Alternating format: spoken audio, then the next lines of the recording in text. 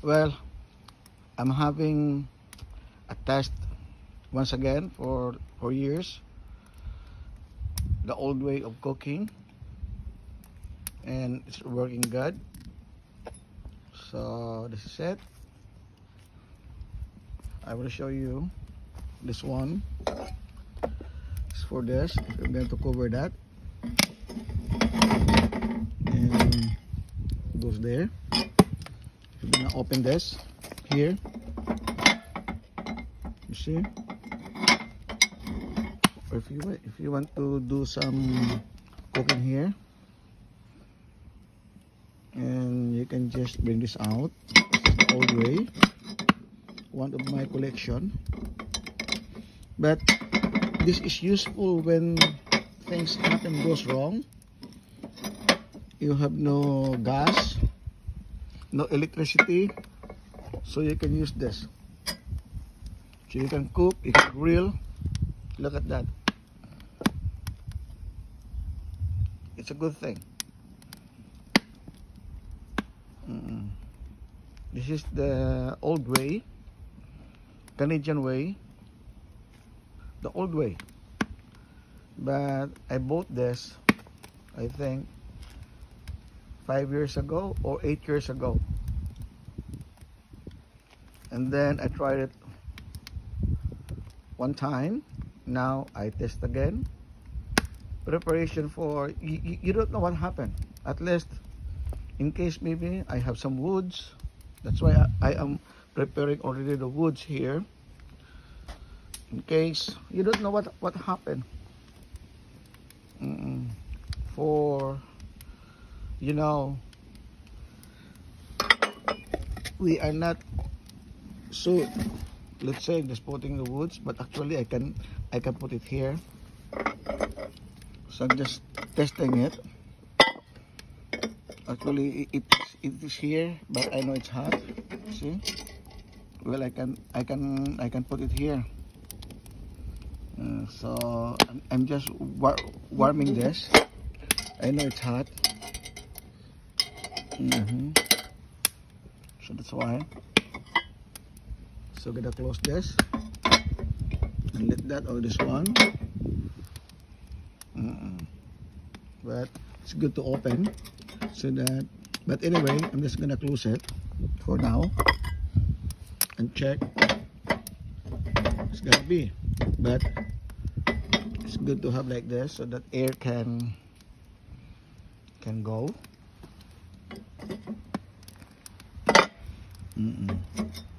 So I'm just heating it. So that's only a preparation, the old way of cooking. And actually during these times before the heating, they are using this for heating inside the house. Look at that. This is a good way of doing it. Just for preparation. You don't know what's coming. This war in Middle East, so everything would be, I don't know, it's hard to say, but we need to prepare in case maybe we can cook outside. So as long as there is food that you can cook, that's it. So anyway, I'm just testing this. I'm just gonna show you. That's it. Showing you something that it's old but it's good. The old way of cooking. So I have that. See. So I'm cleaning up here in the backyard, preparing this. That, of course, this is the old way of cooking, but it's looking good. It's working. You see. So I just don't know if some folks have like this, but thanks God I have it. I bought it one time at antique shop.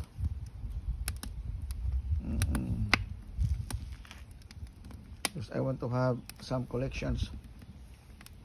with always, and it's really good. And it's working. So I just made that outlet for the smoke.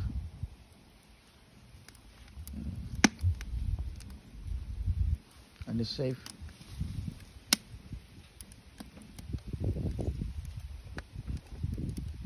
So just let that fire going on, and that's it. Because I'm arranging the woods here. On the other side, it's already clean, and preparing for a garden for next year. As you can see, so my planters, I'm preparing already. When snow comes, so let that snow fill in, and it will sink. So that's what I'm doing here at the back. I just cleaned up outside here. Yep. You just wait. Yeah, my wife is calling now for lunch. I'm just doing here, yeah. No, she's calling now. I'm just testing this, showing them that my old way of cooking is still working good. So that's it. But you need to small chops like this for the thing. So I'm just preparing that one at a time, as I have shown you a while ago. That is good. Sa mga Pilipino, kung maalala mo yung pugon natin, di ba, pero gumagawa tayo ng pugon. Pero ito yung kanila dito na noong araw pa, pero wala na to ngayon. So I was able to have this. May aeroplano, helicopter. So yan, pinapakita ko lang ito na reserve ba in case na mag-run out, kasi nag-run out nung araw. Actually nagamit ko to noon eh.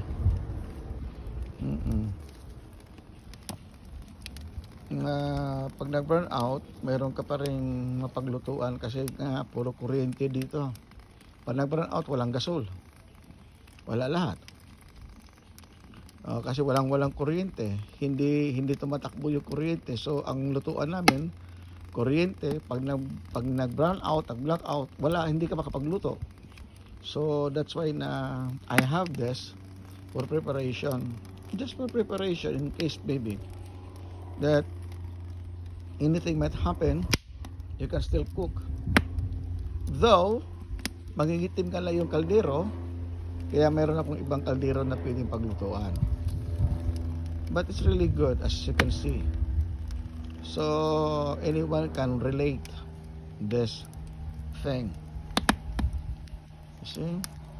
Lalo na sa mga mahihirap na tulad ko dyan sa Pilipinas, hanggang man dito, na kahit pa paano mayroon tayong nakahanda na paglutuan na hindi ka magugutom kung may iluluto at saka mayroon paglutuan, kasi nga lahat ngayon puro kuryente.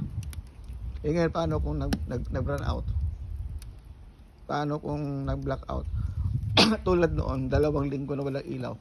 Buti lang kami mayroon akong generator, pero ano lang yun, pang ilaw. Excuse me. Yeah, pwede rin threads, pero maraming you need to fix, you need to set up doon sa ano. Ngayon, importante sa akin pagkain, meron kang mailuto at saka meron kang paglutuan. Yun. So that's it. Maganda ang resulta. Yan ko lang sa, hayaan ko lang sa dyan. Yun. But hinahintayin ko lang na kunti. Nakikita nyo naman na maganda ang resulta, and it's only a preparation. Things might happen. Ito nga, meron ako ditong bakal na pang yung kahoy niya. Kaya maging uling din yan. Hintayin ko lang na maging uling. Nakasindi sila ng gusto. So yun, hanggang sa masunog na maayos. Nagtatali kasi ako ng mga kahoy para handa-handa ba para sa winter. Yan o, inahanda ko. Basta nag-ayos-ayos dito. Marami pang trabaho. Yung kahoy lang ayusin ko. Itali-tali ko lang ng maging maayos ba tingnan, no? So yun, pero ito yung priority ko na tinitest ko. Itong ating stove na lumang panahon, na panahon pa ng mga matatandang Canadian. Ulitin ko, I was able to acquire this from antique store. Binili ko, pinikit ko yung mata ko nung araw. Gusto ko kasi walang ganito sa Pilipinas. At least maranasan ko magkaroon. Yun. By the way, pinutrahan ko to ng high, ano ba yun? High temperature na black. Para hindi siya, pero meron pa rin doon sa gilid-gilid ng mga rust. Pinturahan ko ulit. Para gwapo sa tignan. But anyway, as you can see, it's really good. It's working. At kung in case man mag-burn out, pwede ako magluto dito sa labas. Huwag sana, kasi pag nag-burn out at winter, kawawa tayo kasi ang lamig, wala tayong heating. Well, though I have my generator na standby, nakahanda yan. Yan, hintayin ko lang itong medyo maayos. Yun. Okay. So, muli, maraming salamat sa panood at nawa nagbigay ito ng kunting inspirasyon na preparation lang na kung mag-burn out o kaya kahit sa labas magluto ka kahoy para magamit yung kahoy. So yun, kita mo ang lakas, hindi mo kasi nakakulob siya tapos buksan mo lang, safety pa.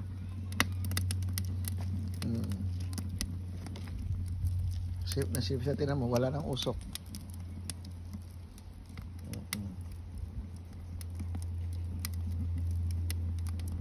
Kaya minsan iniisip ko, paano kaya sila noong araw na, siyempre sa bagay, nakalabas naman doon parang chimney. Nung ginawa lang heating ito.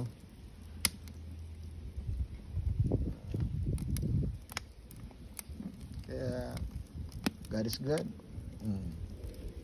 Nakikita natin na malakas ang apoy until now. Kasi kulob siya. Walang butas lahat dito na sa taas sa yung chimney na maliit.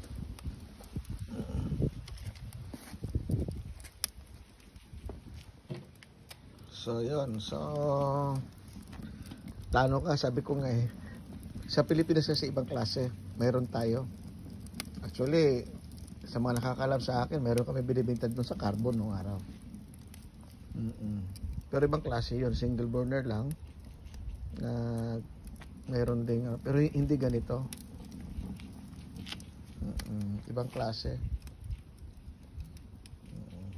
Kaya kung napusuan to I think 8 years ago or 7 years ago or 10 years ago, I just don't know. Pero alam kong andali, dumating ako 1, 2, 3 mga maybe after 4 years. So it would be 8 years ago or 7 years ago, tama, na nagpupunta ako ng mga antique shop para makakuha ng mga bagay na antique. Ayan naging uling na siya na kung saan wala ng apoy. So hintayin ko lang siya na kusang maubos yung apoy.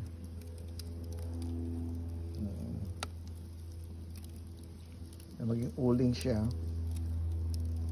Yun lang ang pinakamaganda dyan.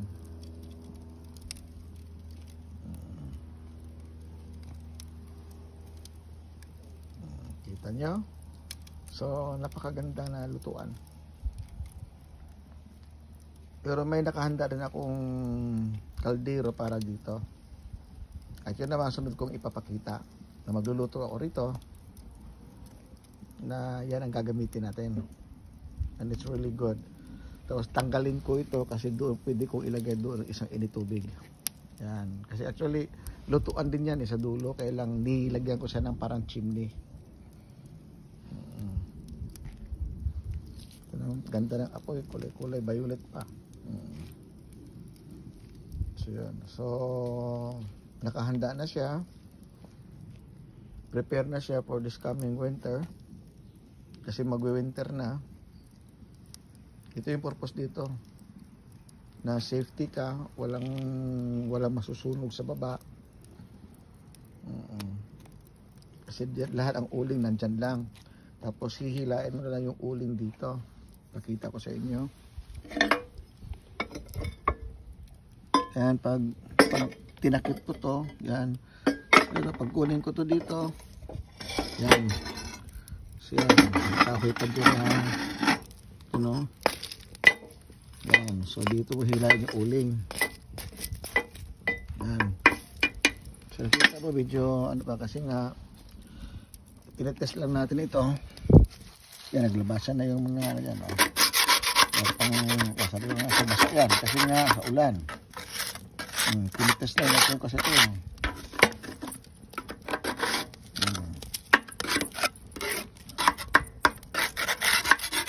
Kita natin na mamaya hanggang sa maging dry yan. Just testing.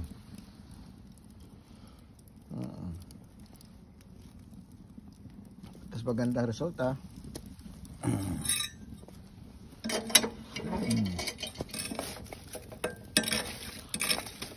Ibalik natin yung kahoy na maliit. Dito pwede ka na mag-ihaw.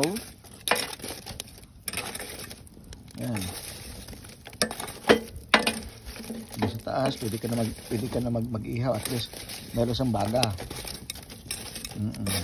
Yan yung purpose niya. Pag may baga na, pwede ka na mag-ihaw. You can grill. Once you have that, because it's so hot now.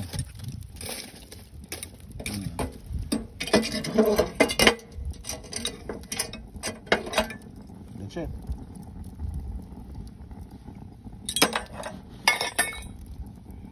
Then we'll just put this back.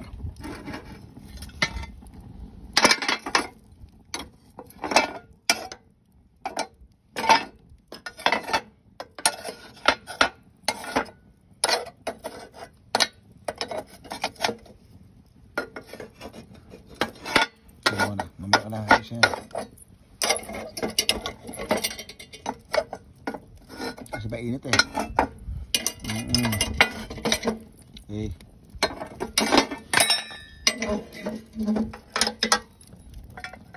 Okay, ayusin natin.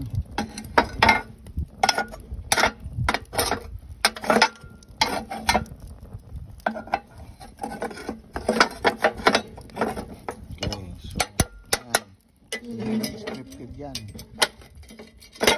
That's it. Kasi pwedeng kamay niya mainit eh. Okay, that's good. See? So we are prepared for that. So lagay ko ito isa. So merong maiwan dyan na isa na nakabukas. Diyan lang muna siya.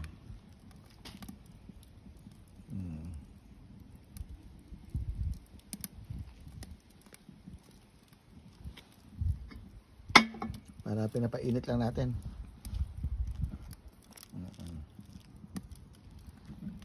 At mag-uuling na yan.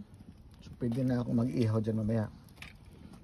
So that's it. So maganda po yung ating lutuan. Kung saan nga eh, kung hindi lang mahal na ibiyahe to ng Pilipinas, ibiyahe ko eh. Kaya lang mabigat kasi kung magkano yung bayad dito doon. Pero iniisip ko na, pero wala eh. Sa atin to, simento o kaya lupang ano, clay. Ito kasi bakal ito. Kaya magandang bagay na pwedeng gayahin, kaso nga lang mahirap. So muli, maraming salamat po sa inyo. Huwag pong kalimutan din po na mag-subscribe at marami tayong ipopost. Maraming salamat po. Si Brother William ito. Bye.